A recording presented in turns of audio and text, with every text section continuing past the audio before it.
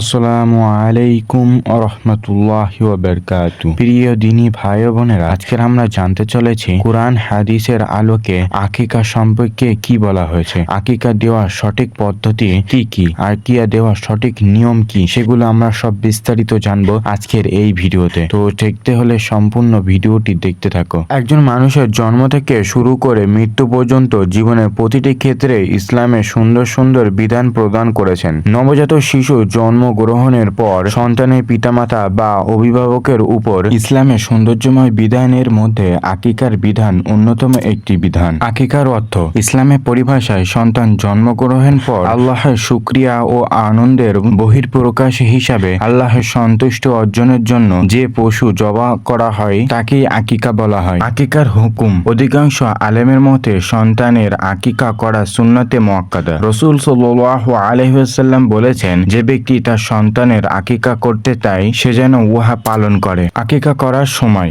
আকিকার জন্য উত্তম সময় হলো সন্তান ভূমিষ্ঠ হওয়ার সপ্তম দিবসে। সপ্তম দিবসে আকিকা দিতে না পারলে 14তম দিনে, তাও করতে না পারলে 21তম দিনে আকিকা প্রদান করতে হবে। আকিকা করার সাথে সাথেই সন্তানের সুন্দর নাম রাখা, মাথায় চুল কামানো এবং চুলের সমপরিমাণ ওজনের রূপা সাদগাহ করা মুস্তাহাব। যদি কোনো লোক তার শিশু ছেলে মেয়ের আকিকা দিতে না পারে তাহলে সন্তান বড় হবার পর যদি তার আর্থিক অবস্থা ভালো হয় তখন আকিকা করলেও সুন্নাত আদায় হয়ে যাবে এবং পিতামাতা সওয়াব পাবে ইনশাআল্লাহ। আনাস রাদিয়াল্লাহু তাআলা আনহু থেকে বর্ণিত, নবী সাল্লাল্লাহু আলাইহি ওয়াসাল্লাম নবুয়ত পাওয়ার পর নিজের আকিকা নিজেই করেছেন। এরপর আমাদের কোন ধরনের পশু দিয়ে আকিকা করতে হবে এবং কটি করতে হবে।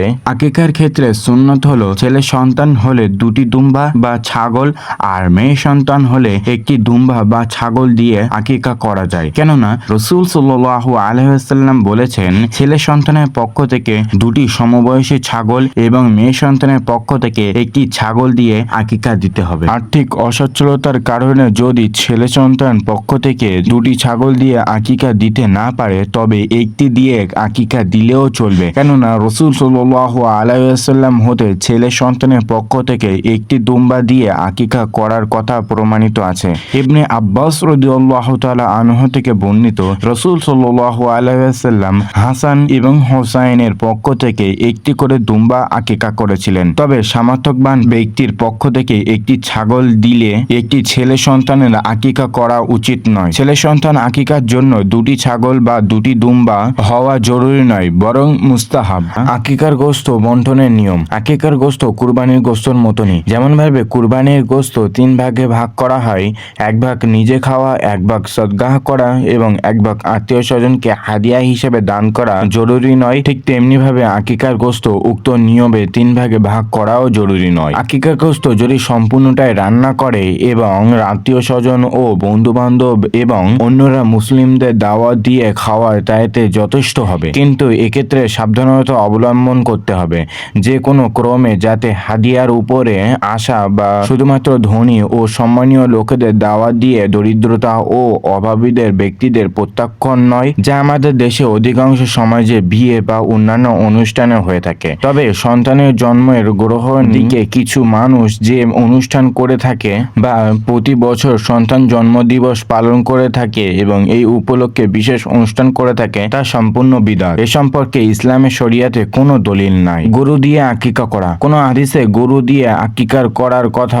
উল্লেখ হয়নি, অথচ রাসূল সাল্লাল্লাহু আলাইহি ওয়াসাল্লামের যুগে সব ধরনের পশু বিদ্যমান ছিল। সুতরাং উত্তম হচ্ছে ছাগল বা দুঙ্গা দিয়ে আকিকা করা। গরু দিয়ে আকিকা করা হলে একদল আলেমের মতে যা জায়েজ হবে, তবে শর্ত হচ্ছে একজন সন্তানের পক্ষ থেকে একটি গরু দিয়ে আকিকা করতে হবে। অপরপক্ষে তবে 7 সন্তানের পক্ষ থেকে একটি গরু আকিকা করার কথা হাদিসে পাওয়া যায় না। আকিকা যেহেতু একটি ইবাদত, তাই হাদিসে যেভাবে বর্ণিত হয়েছে সেইভাবেই পালন করা উচিত, আর এটি মোটেই কঠিন কোনো বিষয় নয়। কুরবানির সাথে ভাগে আকিকা করা। আমাদের দেশে 7 ভাগে গরু দিয়ে কুরবানি করার ক্ষেত্রে আকিকার অংশীদারি হওয়ার নিয়মে ব্যাপকভাবে প্রচলিত আছে। এটি হাদিস সম্মত নয়। এটি গরু দিয়ে যদি একজন সন্তানের আকিকা করা যদি ঠিক না হয় তাহলে কুরবানির গরুর সাথে ভাগে আকিকা করা সঠিক হবার প্রশ্নই আসে না। সর্বোপরি অনেক আলেমের মতে কুরবানির গরুর সাথে ভাগে আকিকা দিলে তা বৈধ হবে বলে মত দিয়েছেন, কিন্তু তা হাদিস সম্মত নয়। আকিকার ক্ষেত্রে কিছু ভ্রান্তি বিশ্বাস। কিছু লোক বিশ্বাস করে যে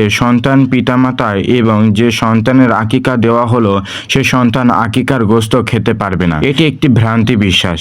এ মর্মে কোনো দলিল প্রমাণ নেই। আকিকার গোশত কুরবানির গোশতের মতনই পরিবার সবাই খেতে পারবে। আকিকা দিতে অক্ষম হলে, দারিদ্রতার কারণে আকিকা দিতে অক্ষম হলে আর্থিক অবস্থা উন্নত হওয়া পর্যন্ত অপেক্ষা করতে হবে। যখনই সামর্থ্যবান হবে তখনই আকিকা করবে। আর যদি আর্থিক অবস্থা উন্নতি না হয় এবং আকিকা দিতে না পারলে তাহলে গুনাহ হবে না। আল্লাহ তাআলা বলেন, আল্লাহ তাআলা কারোর উপরে সাধ্যের অতিরিক্ত দায়িত্ব চাপিয়ে দেন না। আল্লাহ তাআলা দ্বীনের ব্যাপারে তোমাদের কোনো কঠিন বিষয় চাপিয়ে দেননি। তোমরা আল্লাহকে ভয় করো। আল্লাহ আরো বলেন, তোমরা আল্লাহকে ভয় করো তোমাদের সাধ্য অনুযায়ী। রাসূল সাল্লাল্লাহু আলাইহি ওয়াসাল্লাম বলেন, যখন আমি তোমাদের কোনো কাজের আদেশ দেই তখন সাধ্য অনুযায়ী তোমরা তা পালন করো, আর যখন কোনো কাজের নিষেধ করি তখন তা সম্পূর্ণরূপে বিরত থাকো। উপরিউক্ত দলিলগুলোর মাধ্যমে প্রমাণিত হয় আকিকা সহ যে কোনো আমল হোক না কেন অক্ষমতার কারণে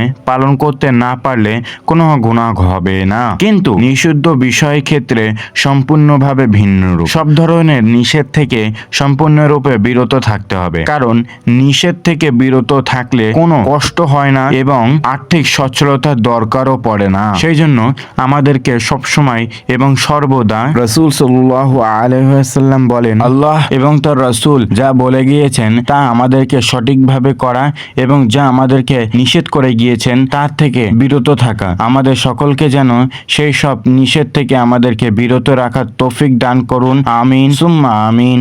আসসালামু আলাইকুম ওয়া রাহমাতুল্লাহি ওয়া বারাকাতুহু।